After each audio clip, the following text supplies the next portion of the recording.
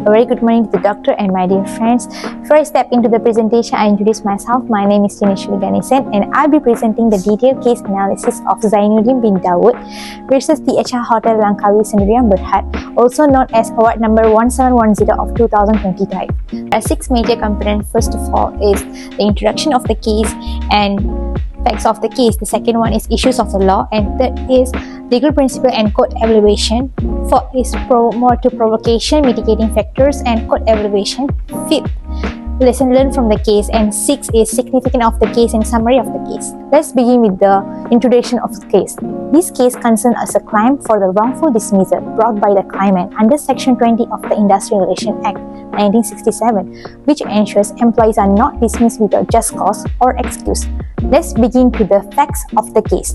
The claimant, named as Zainuddin bin Dawood, served the company since 2015 as an executive chef, earning a monthly salary around 13,104 ringgit Malaysia. He held a senior role responsible for kitchen operation during major events. This incident leading to his dismissal occurred on 24th May 2023 during a high-profile VIP dinner attended by the Prime Minister of Malaysia.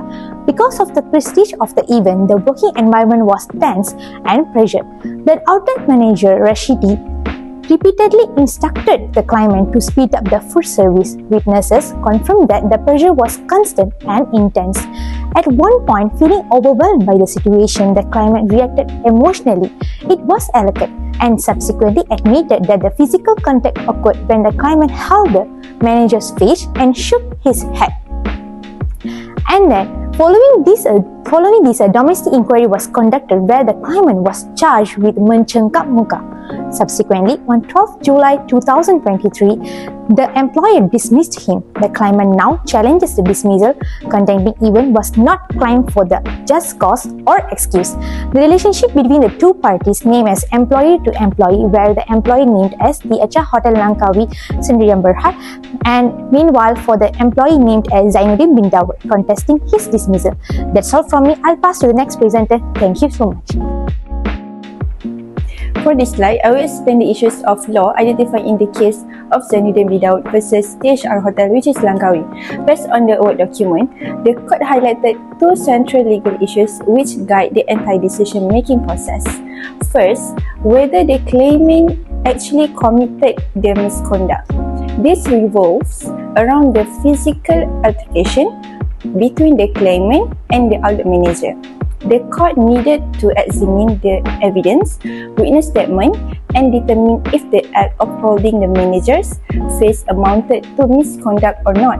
This becomes important because the burden falls on the employer to prove the wrongdoing. Second, whether the dismissal was with or without just cause or excuse under Section 20 of the Industrial Relations Act 1967. Even if misconduct occurred, the court must still decide whether dismissal was an appropriate punishment. In other words, was termination reasonable, or was it too harsh to considering the context of the incident, the claimant's service record, and surrounding provocation. So, overall, these 2 issues form the basis of the legal analysis. First, did the act happen, and second, did the act justify dismissal? These are the questions the court eventually answered in determining the award. Thank you. That's all from me. I will pass to next presenter. Next, I will explain about legal principle applied in the industrial court case of Zainuddin bin Dawood versus the HR Hotel Langkawi Sendirian Berhad. To address the issue, the court applies several important legal principles. Legal Principle 1, Industrial Relations Act 1967. In Section 20, protect employees from unfair dismissal. This is the statutory basis for the case. It allows an employee to make a wrongful dismissal representation to a Director General, which is then referred to the industrial court for hearing and determination. This act is a mechanism that proves this dispute before the court. If an employee feels they were terminated without just cause or excuse, they can bring the matter to the industrial court. In such cases, the employer must prove that the dismissal was justified. Legal Principle 2, Burden the proof. In wrongful dismissal cases, the burden of proof lies on the employer. The employer must show that the employee really committed the misconduct and then the dismissal was reasonable based on the misconduct. The standard used is the balance of probabilities, which means that the misconduct must be more likely to have happened than not. Legal principle 3, Concrete test. This is a famous test in Malaysia industrial law. It states that the industrial court can only consider the reason the employer relied on the time of dismissal. The employer is not allowed to bring new or additional reason during the hearing to justify the termination. This ensures fairness and prevents employer from changing their story later. Legal principle 4, Proportionality principle.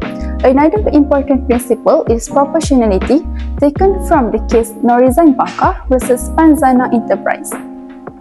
This principle states that the punishment must match the severity of the misconduct.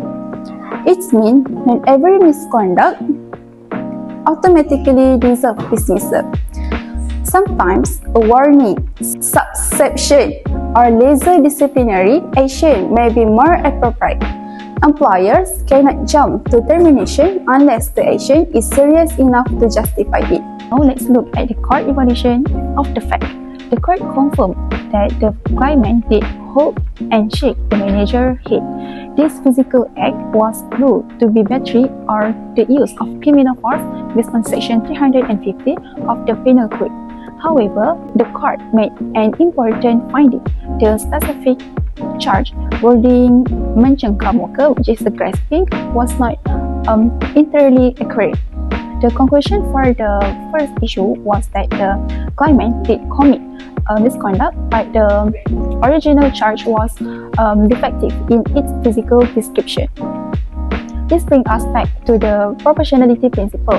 Although the misconduct was proven, the court then had to decide if dismissal was to serve, considering factors like provocation and the claimant service record. So now I will pass to the next presenter. Now let's look at circumstances surrounding the misconduct which play significant roles in the court decision. Provocation and mitigating factor. The court acknowledged several mitigating factors. First, the situation was extremely tense. A VIP event with a prime minister creates pressure and urgency. Second, the manager repeatedly pressured the claimant. This concentration caused emotional strain. Third, the claimant acted out of a momentary anger. The court recognized this as human weakness, not a pre-planned violence. And the last one is equitable principle applied. The court specifically stated that employees are human, not angels. They may react under pressure and their actions should be viewed in context. Because of this, the court decided that although misconduct occurred, it did not justify dismissal. The situation called for a lesser punishment, perhaps a warning, suspension, or counseling rather than immediate termination.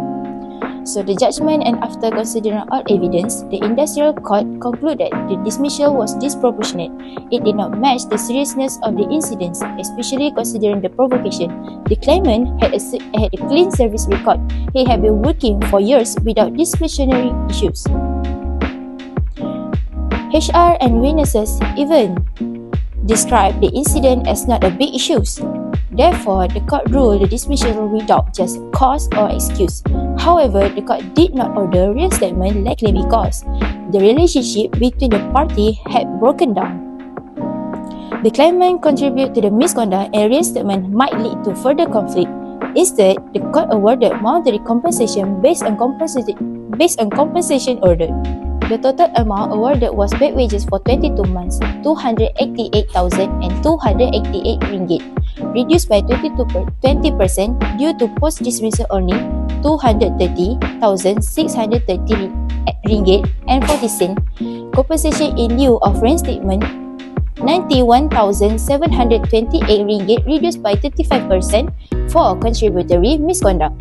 So the final total payable is 209,532 ringgit and 96 cents. This amount compensation the claimant fairly while still acknowledging his role in the incidents. That's all from me. I will pass to the next presenter. Now, I will continue with the next part of our presentation, which is lesson 1 from this case. First, the most important lesson is understanding the context of the situation. Instead here, employers must consider context, provocation, stress, and workplace condition matter. Misconduct should not be judged in isolation. So, before any decision is made, employers need to look at what actually triggered the behavior. Next, we also learn that punishment should match the severity of the misconduct. Here it says punishment must proportionate. Dismissal should only be used for severe case and not emotional reaction caused by pressure. This reminds us that immediate dismissal is not always appropriate. Moving on, accuracy in charge is also critical. According to the case, charge must be accurate. If the wording of a domestic inquiry charge inaccurate or defective, it weakens the employer case. This means even small mistake in documentation can affect the entire disciplinary process. Another key takeaway is that not every misconduct deserves termination. The point states not all misconduct equal dismissal. Sometimes a warning or suspicion is more appropriate.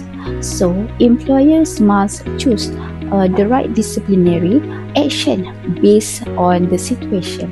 Next, professionalism. Professionalism is also highlighted. The lesson says employers must maintain professionalism even under pressure. Physical contact is risky and can be considered misconduct. So employees must still control their reaction even in stressful environment. And finally, a fair domestic inquiry is crucial.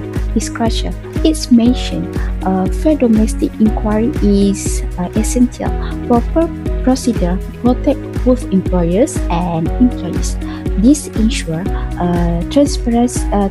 transparency, fairness, and protect the right of the all parties. To conclude, this lesson help maintain fairness in the workplace disciplinary action. And with that, thank you. I will pass to Gigi. Thank you, Aisha. Next, I will explain about significance of the case. This case is significant for several reasons. First, it reinforces the principle of equity and good conscience. Courts must consider fairness, not just technical misconduct. Second, it strengthens the proportionality doctrine. Employers must avoid automatic dismissal rules. Third, it guides the hospitality industry. High-stress environments are common, and employers must understand the pressure faced by their staff.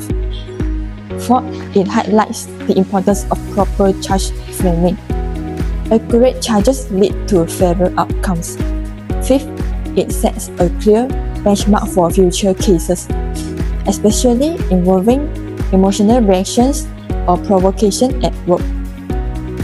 Lastly, for overall summary, the claimant did commit misconduct. Physical contact occurred.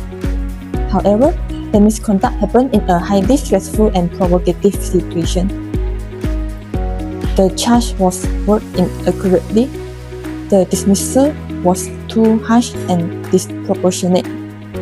The court awarded compensation instead of reinstatement.